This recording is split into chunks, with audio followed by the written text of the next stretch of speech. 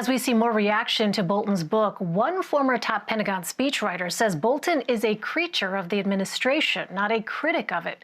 In an op-ed published in the New York Times, John Gans writes, quote, "Mr. Trump has so upended the way Washington works. Mr. Bolton and many others have struggled amid the anarchy and been reduced to the mere pursuit of self-interest. That's one of many reasons Mr. Trump has been able to get his way so often." And John is with us now. He's the Director of Communications and Research at the University of Pennsylvania's Perry Worldhouse Global Policy Center. He is also a former chief speechwriter for Defense Secretary Ash Carter. John, welcome. Thanks for being here. What is the normal protocol for a National Security Council member if they witness what they consider to be troubling behavior from a president? Well, the sad part is we haven't actually seen that happen too often. Usually speaking, our presidents have acted within a sort of a band of behavior within norms and normal way of doing things. Occasionally, you'll see National Security Council staffers and national security advisors who disagree with their president. In most cases, they would say, "I serve at the pleasure of the president, and it's my duty to do what's best for him." So this is an unusual situation.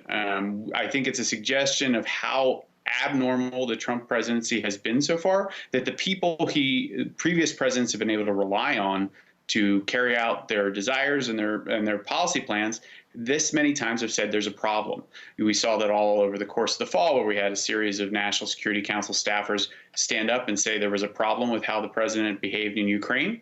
What makes John Bolton distinct is, rather than pursue that path and follow a certain procedure which existed in the fall, which was an impeachment inquiry into the behavior, we saw John Bolton save his word and try to profit off it, and both in terms of book sales, but also to seek some vengeance against President Trump, who he clearly disagrees with and is disappointed by. So in that op-ed we mentioned earlier, you write this, quote, "At a moment when everyone is looking for heroes, Mr. Bolton's lonely, self-interested crusade against Mr. Trump says volumes about where Washington finds itself."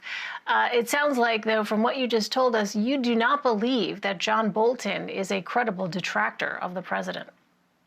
What I think the problem we see here is that John Bolton, there are many people who have disagreed with John Bolton over the years. He has been wrong on a number of foreign policy issues.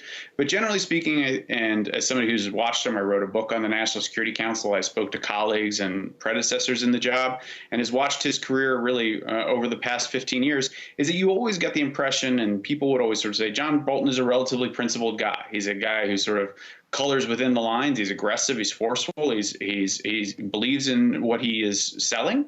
But he was a principled guy. And I think what everybody is sort of seeing over the last 6 to 9 months out of John Bolton's behavior is that it is driven not necessarily by those principles, but by this desire to sort of pursue his own interests. And one of those interests is clearly vengeance against Donald Trump. Another is book sales. He clearly wants to sell a book. We saw that during the winter when we saw his book open for pre-order, just as everybody was demanding that he testify, something he sort of fought for months and then sort of suggested he might be willing to do if a subpoena came his way.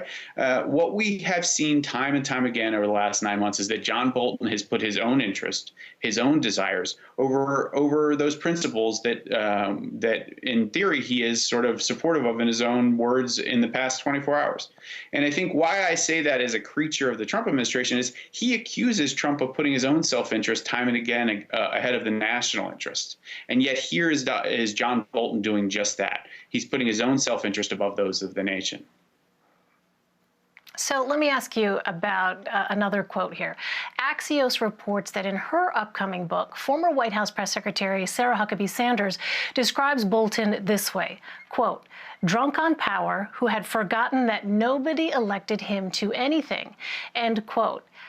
Based on what you touched on a moment ago, how do you think John Bolton's sort of disposition collided with that environment within the Trump administration, which is, as we all know, and as the Trump administration itself would readily acknowledge, is an unconventional governing unit with respect to how it is when you compare their operations to the way past administrations have operated. How do you think those two things have come together to kind of create this moment where we are now? What I think you sort of have here is everybody who ever worked at the White House has had moments where they've gotten in over their head and felt a little bit perhaps bigger than the job, right? That's part of the challenge of working in such a prestigious place and at the height of the most powerful nation on earth. It's the highest point in the government, the most powerful nation on earth. So of course it's a heady place to work.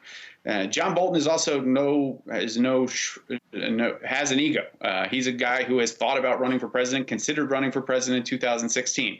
So it was always going to be a temptation.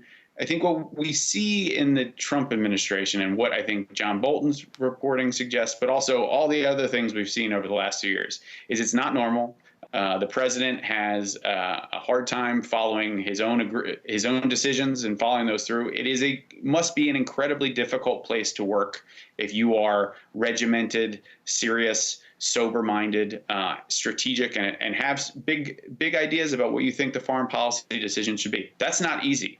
But at the end of the day, John Bolton knew all of those things when he signed up to work for Donald Trump. He did not come in at the beginning of the administration blind. He knew exactly what he was getting into. The challenge is he wanted to do that as long as he got to pursue the decisions he thought were right, including a hard-nosed policy on Iran. One of the suggestions from the book was being reported is that his real last straw was over some of the decisions Donald Trump made on Iran, is when he started to pull out. The challenge is that John Bolton tended to unleash the president and sort of cut him back from government, some of the structures at the National Security Council and elsewhere that could have helped contain him, or at least contain his worst impulses, and let Donald Trump sort of unleashed him in government. And then he sort of also, John Bolton, pushed his own agenda so far that the president eventually walked away from him and fired him in September. And so what you see is that John Bolton was willing to go along with that as long as he got to pursue what he wanted. As soon as he wasn't able to, he was out and was gone. And that's not the way you have to be serious and sober-minded about working in government. All right, I'm afraid we're out of time. John Gans, thanks very much for sharing your perspective. Appreciate it. Thank you.